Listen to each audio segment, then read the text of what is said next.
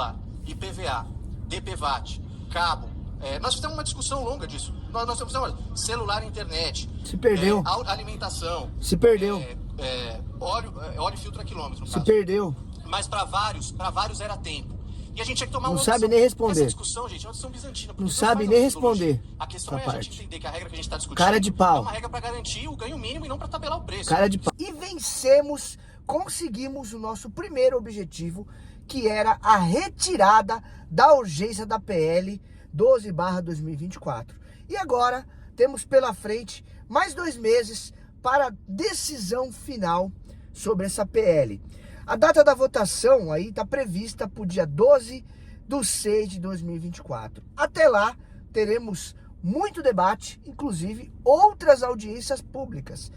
Provavelmente a próxima já no dia 17 em Brasília. Bom, gente, eu quero trazer a atenção, é importante que você assista na íntegra. Coloca no 2.0, vou deixar o link aqui para você assistir a fala de todo mundo. Então vai ter a fala do sindicato, vai ter a fala de muita gente. Mas a parte que eu quero passar nesse vídeo, para mim, é a principal parte, que é a fala do representante da Uber. E eu vou tentar em alguns pontos dar a minha opinião. Lembrando que tem uma parte muito interessante, onde ele fala sobre o custo do motorista, e ali ele se perde, porque ele fala que o custo, alguns são calculados no KM, mas que muitos outros custos são calculados na hora, mas ele não soube argumentar. Segundo ponto, parece que a Uber esqueceu que lá atrás a gente ganhava por KM rodado em minuto.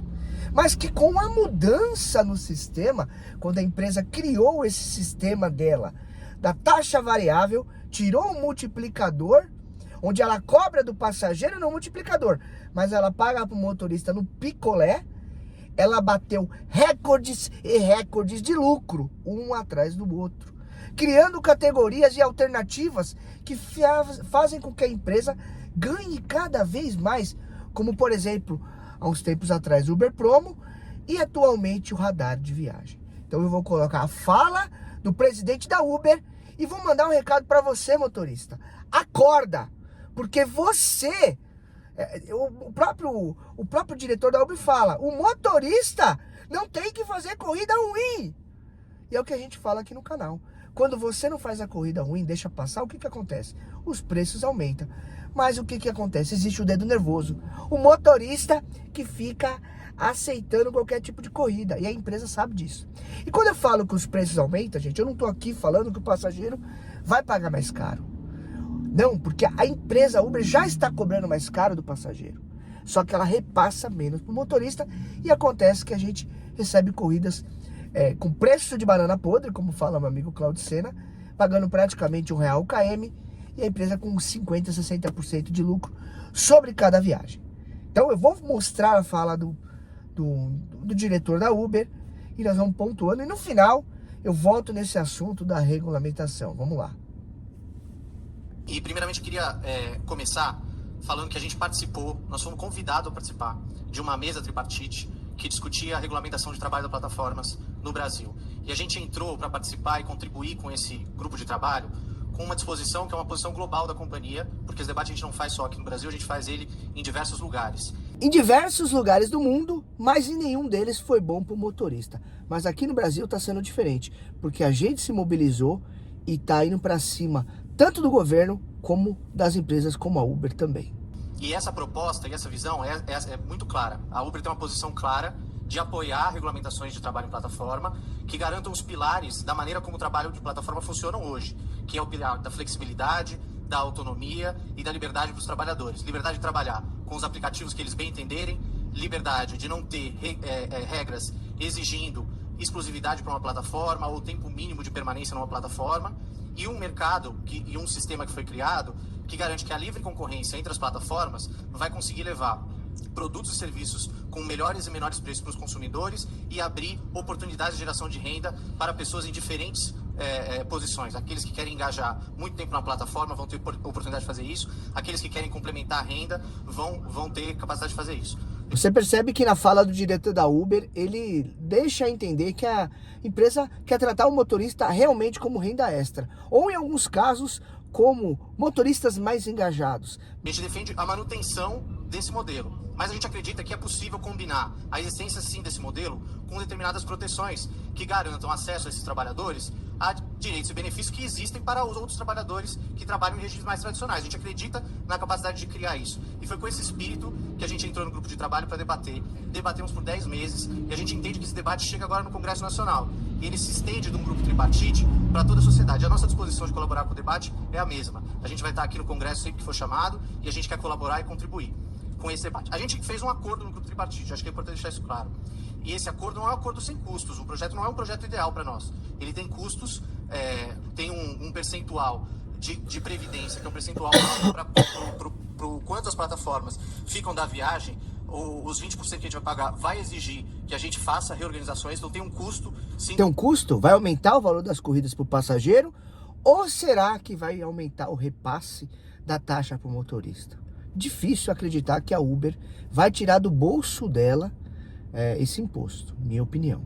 Para a empresa, tem custo na garantia de um mínimo, porque a gente está falando aqui de um mínimo que foi discutido e que foi fixado nacionalmente, sendo que tem diferenças muito grandes de custos, de ganhos, de organização dos mercados no Brasil inteiro. Se vocês olharem só os índices de gasolina da ANP, vocês vão ver que os fatores de gasolina variam muito de local para local, os salários variam de local para local, o mercado de trabalho muda, as oportunidades são distintas. Então, foi feito um grande esforço para fazer esse debate, e esse debate é um debate que traz custos para as empresas. Nós podemos reabrir os fatores que organizaram esse acordo?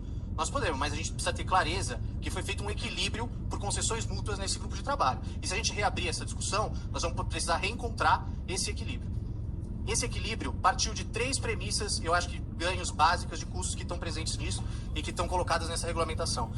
A primeira delas é uma contribuição previdenciária. E aí os valores da Previdência são muito semelhantes ao que são os valores de um trabalhador que trabalha no regime de CLT. A contribuição é basicamente a mesma de início.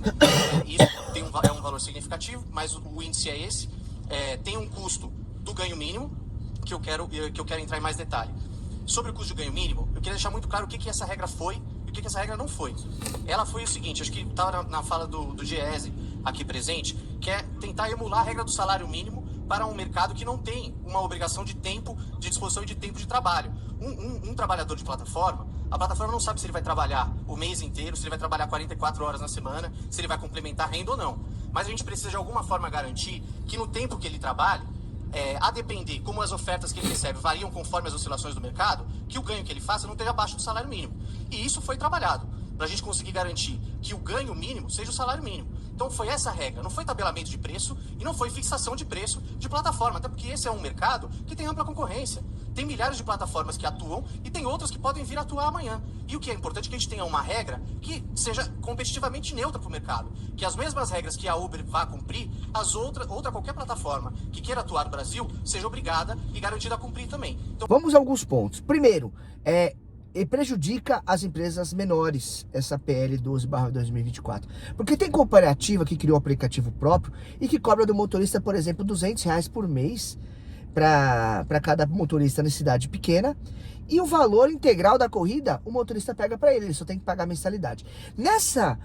Nesse modelo da PL 12/2024, essas empresas seriam extremamente prejudicadas, porque elas teriam que colaborar e pagar o imposto.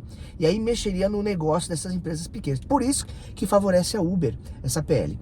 Segundo ponto, você percebe que eles querem garantir sempre o mínimo. Sempre o motorista no mínimo, no salário mínimo. Na próxima fala, o próprio diretor da Uber, o Ricardo, ele assume que o motorista que trabalha muito no modelo antigo do KM, rodado em tempo, chegava a valores aí próximos, mais de R$15 mil. Então a empresa, ela quer garantir sempre que o trabalhador hoje tem o seu ganho diminuído. Pelo menos é isso que eu tô vendo, né? E um segundo ponto importante, essa mudança que a Uber fez, quando ela traz a taxa variável e também radar de viagens, outros novos recursos, vai fazer com que a empresa sempre tenha margem para ela ganhar mais caixa e o motorista sempre trabalhar na oferta menor. Por isso que é importante você, motorista, recusar as corridas ruins e só fazer as corridas que realmente te pagam bem. Vamos continuar escutando a fala dele. Esse foi o pressuposto. E o pressuposto é garantir que o trabalhador ganhe o equivalente líquido a um salário mínimo. indenizados os custos médios que ele vai ter e a gente chegar no valor do salário mínimo. E o valor que foi chegado para 44 horas trabalhadas na semana, numa jornada mensal de 176 horas, foi de R$ 5.550. Isso é um valor de piso. Isso é uma garantia de que esse trabalhador que está trabalhando está ganhando o equivalente, ele está ganhando abaixo do salário mínimo. Então essa foi a regra. Não foi uma regra de tabelamento, de determinar quanto que vai custar cada um dos valores da viagem, porque é a competição entre as plataformas que vai permitir que os motoristas, inclusive, continuem ganhando mais. Porque quando tiver rodada da dinâmica, porque teve um show específico, tem uma alta demanda, o preço vai subir. Então por que você tirou o multiplicador do motorista? Porque um picolé de 20, que é um picolé alto, eu pego uma corrida longa, não vale tanto a pena. Sem contar que com a taxa variável, a dona Uber baixa o valor da corrida, coloca o dinâmico e a gente nunca sabe a transparência. Antigamente, quando tinha a tarifa dinâmica, era muito bom, porque era um multiplicador.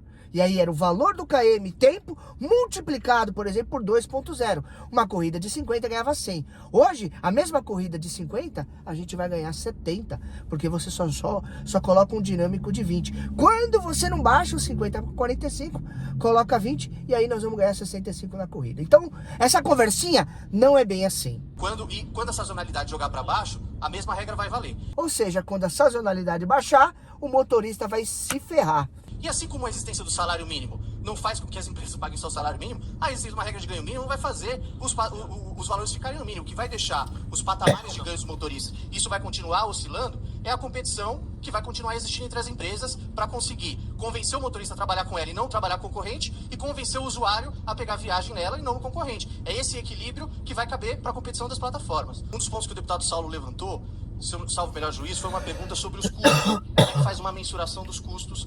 Por que não é em quilômetro, dado que vários custos de transporte são calculados em quilômetros? Isso é verdade para uma série de custos, para alguns não é. Alguns custos você não tem uma determinação. Por exemplo, para gasolina é quilômetro, para depreciação é quilômetro, pneu é. Mas, por exemplo, uso de celular, IPVA, DPVAT, cabo, nós fizemos uma discussão longa disso. Nós temos celular e internet. Se perdeu. Alimentação. Se perdeu. Óleo e filtro a quilômetro, no Se caso. perdeu. Mas para vários era tempo. E a gente tinha que tomar Não uma sabe decisão. nem responder. Essa discussão, gente, é uma discussão bizantina. Não sabe nem responder. A questão é a gente entender que a regra que a gente está discutindo Cara de pau. é uma regra para garantir o ganho mínimo e não para tabelar o preço. Cara de pau. Se a gente quiser fazer a metodologia ao inverso, não tem problema. Você viu que tocou no ponto-chave da Uber. Ali ele ficou, mas o ganho por KM, por tempo, mas as metodologias. Na verdade, o diretor da Uber sabe que o gasto do motorista, sim, é por KM rodado, não é por tempo. E um detalhe muito importante, a Uber sabe que quando ela mudou, que antigamente era 20% de taxa no Uber Black, depois e 25% no Uber X. Então eu fazia uma corrida de 10, eu ganhava 7,50 no X. E quando era multiplicador, a gente ganhava no multiplicador. Quando a empresa muda e faz a taxa variável, uma corrida que eu poderia ganhar um valor de 7,50 e a empresa 2,50 de taxa, ela muda, ela me paga R$6 e ela fica com 4. Então ela oscila a taxa dela, só que sempre para mais. Tanto é que a Uber vem batendo recordes e recordes, bilhões e bilhões de reais aí nos últimos semestres. Então é exatamente aí que você pega no pé da Uber. Quando você fala de voltar no KM rodado, a empresa vai fazer de tudo para isso não acontecer. Porque essa é a mágica deles conseguirem ganhar mais. É exatamente esse o ponto-chave. É perceptível. Porque ela cobra do passageiro o KM, cobra do passageiro o dinâmico do multiplicador e paga para o motorista o dinâmico do picolé. A gente faz a metodologia ao inverso, mas o que essa regra não é uma garantia de que as viagens vão pagar X e Y, porque esse regime é para um regime de monopólio público, de um serviço público que chama táxi. Num regime Monopólio. que tem várias empresas que operam, é a liberdade que o motorista tem, que vai dar o valor das corridas, porque o motorista recusa a viagem que ele não quer fazer. Ele não é obrigado a fazer a viagem. Então, se ele tem o direito de recusar as viagens ruins e escolher as viagens que são boas, ele vai olhar aquela viagem e vai falar, essa viagem não me interessa, essa viagem eu vou recusar, eu vou trabalhar com aquele aplicativo. Essa liberdade a gente está garantindo. E garantir essa liberdade é também não tabelar os preços. E aí tá um dos principais pontos, onde a gente sempre fala para você, motorista dedo nervoso. A empresa deixa claro, não faz a corrida ruim, não faz a corrida ruim. que acontece? Se nenhum motorista faz a corrida ruim, ou esse motorista vai trabalhar para outra plataforma que pague melhor, ou a plataforma Uber, por exemplo, vai se ver obrigada a oferecer corridas com preços mais altos. Agora, todo motorista, muitos aí, aceitando fazer corrida com preço ruim, aí o que acontece? A empresa, você acha que a empresa vai pagar mais para você, motorista? Porque você quer? Ou se tem motorista fazendo corrida ruim, a empresa vai abaixar cada vez mais o preço. Ela vai te testar cada vez mais. Se ela puder vender essa corrida a preço de custo para você, somente pagar a gasolina no teu carro, ela vai fazer. Agora, enquanto o motorista não botar na cabeça dele que ele é a engrenagem que vai girar essa roda, vai acontecer o que está acontecendo. Acabou de assumir, o diretor da Uber acabou de assumir que você, motorista, que faz corrida ruim, é responsável por baixar o preço da corrida. Pelo menos isso é o que eu vejo. E aquele motorista que não faz corrida ruim e só faz corrida boa, faz o preço das corridas melhorar pra gente. Como é que as empresas vão concorrer se a gente fixar que todo mundo vai ter que pagar igual? E como é que essa conta vai fechar no final do processo? Quando a gente debateu com os trabalhadores, a primeira proposta que veio era uma proposta que fixava o valor do quilômetro do tempo. E a gente fez a conta, essa proposta dava quase 16, 17 mil reais de ganho mínimo no mês, para quem trabalhar 176 horas. Ora, eu quero que os motoristas ganhem o máximo que eles puderem, mas a decisão eu te convie aqui que não é razoável com a realidade brasileira a gente achar que é sustentável no mercado esse patamar de ganho. Então quer dizer que o senhor acaba de reconhecer que o motorista não pode ganhar bem. Quer dizer que o motorista não pode prosperar. Quer dizer que o motorista não pode ganhar um valor aí de 15 mil reais somente porque no Brasil a taxa salarial é inferior? Vocês não querem garantir isso? Vocês sabem que se o multiplicador e o ganho por km voltar, e se tiver demanda, o motorista vai ganhar mais. Vocês sabem disso, Uber? Vocês sabem disso? Essa resposta fica clara. É claro que vocês aí estão dizendo o seguinte: a gente não pode usar como base de cálculo o teto máximo. Nós precisamos usar o teto mínimo. Mas aí que tá a jogada. Você só pode poder garantir o mínimo, né, da hora. E se a gente não reclama, a gente não vai pra rua, a gente não vai fazer manifestação e essa PL passa, vocês vão começar a praticar o mínimo. Sabe por quê? Porque vocês têm radar de viagem, vocês estão sempre criando ferramentas para que o motorista ele faça a corrida ganhando menos. Você pode ver que até mesmo o fato de você processar as empresas como Stop Club, como empresas que mostram o ganho real do KM. A Uber não quer isso, nenhuma empresa quer isso. E aí processaram e perderam, né? Então fica claro que a Uber quer isso, que o motorista não saiba quanto que ele ganha por km. Porque assim ele vai apenas ter a ilusão de que ele tá ganhando bem na hora. Tipo, vou rodar 40 quilômetros, 40 reais. Pô, legal. Quando na verdade, se fosse R$2,50, essa corrida ia para mais de 100 reais no bolso do motorista. E a empresa, na verdade, ela cobra, como eu mostrei um vídeo que eu fiz lá atrás, que eu fui para Campinas, no Comfort, a empresa cobrou 290 do passageiro e eu ganhei 160. E o passageiro reclamando que estava caro. Então a gente precisa fazer uma discussão. E para os cálculos de previdência e para os cálculos de salário, porque os cálculos de salário eles são feitos por tempo, o salário mínimo é um salário de 176 horas, ou ele é um salário de hora, ficava mais fácil metodologicamente jogar a metodologia para tempo. Então isso facilitava a discussão, inclusive não fazia ela ser hiper especial, que só cabe para o motorista. Ela poderia ser um arquétipo, inclusive, para discutir outras formas de trabalho. Então, concluindo, esses foram alguns dos pontos. Nós estamos à disposição. Esse debate só começa hoje no parlamento e eu acho que a gente tem que debater e vai ser um prazer continuar falando. Muito obrigado. Vencemos a primeira batalha. Foi retirada a urgência da PL 12/2024. Temos pela frente mais 60 dias e a data de votação é dia 12/6/2024. Muita coisa vai acontecer. Teremos audiência pública, teremos debates e vamos tentar construir o melhor para o motorista de aplicativo. É importante que você assista integralmente essa live. São muitas horas ali de live, você coloca no YouTube e assiste. Lá você vai ver sindicato, representante de motorista de aplicativo, empresas como Uber e Driver falando e políticos, para a gente entender. Quero parabenizar o Daniel Agrobon, que foi um guerreiro, que foi quem realmente puxou a batalha através da frente parlamentar. Quero parabenizar todo mundo que foi à manifestação, parabenizar os canais do YouTube que engajados batemos ali forte e divulgamos, parabenizar o vereador Marlon, que fez um excelente empenho de luta, parabenizar o Duda da MASP, parabenizar todas as associações do Brasil, parabenizar cada um dos motoristas que fez a sua parte. E dizer o seguinte, gente, a categoria do motorista de aplicativo, ela é unida. A gente diz assim, não é unida, mas está se mostrando unida. E a gente tem a oportunidade de fazer algo revolucionário aqui no Brasil. A gente tem que continuar nessa luta, nessa pegada. Tá bom? A Uber quer ver os interesses da empresa, os interesses dela. Todas as empresas vão agir dessa forma. E o motorista, nesse momento, tem que ver o interesse do motorista. Para finalizar, um ponto importantíssimo que eu preciso falar mais uma vez. Você, meu amigo motorista, não faça corrida ruim.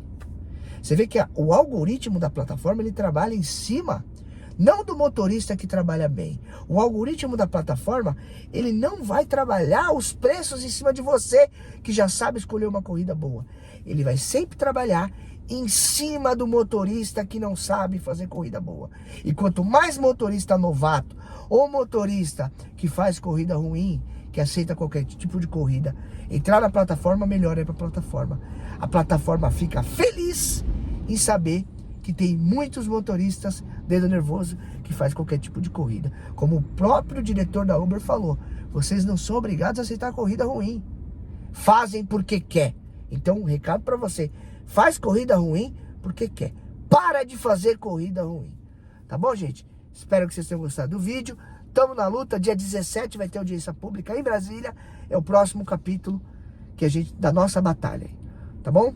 Estarei ali provavelmente dia 17 nessa próxima audiência aí que vai ter. Tamo juntos, fiquem com Deus e até mais. Valeu!